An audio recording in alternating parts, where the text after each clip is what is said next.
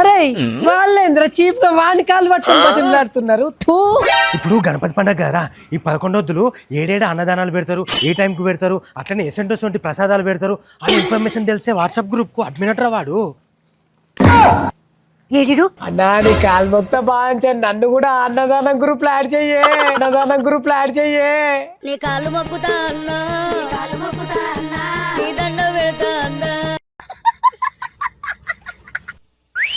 రాలిపోయే పువ్వా నీకు రాగాలెందుకే.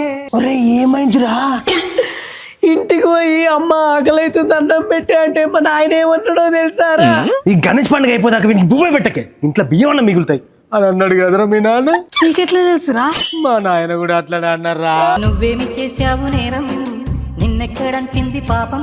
అరే వాట్సాప్ లో మెసేజ్ వచ్చింది ఆగురా. అరే పక్క గల్లి గణేష్ మండపం కాడ అన్నదానం పెడుతున్నట్లా, అన్నదానం పెడుతున్నట్లా. మీ బతుకులు చెడా జల్దీ నడరా, స్వీట్ అయిపోతుంది.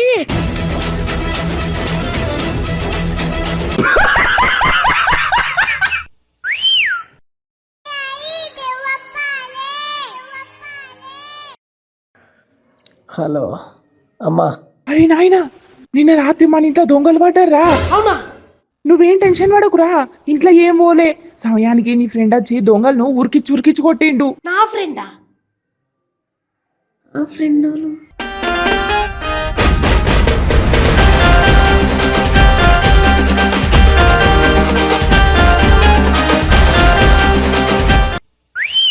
ఎంత మంచిగా ఉందిరా అన్న. ఇది రేట్ ఎంత? 70,000 అన్న.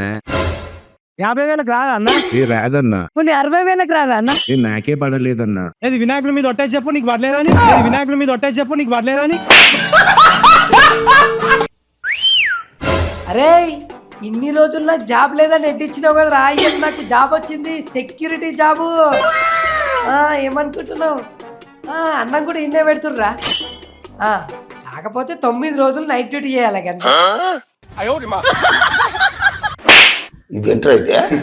అడ్డు మీద ఈగ కూడా వాళ్ళని నేను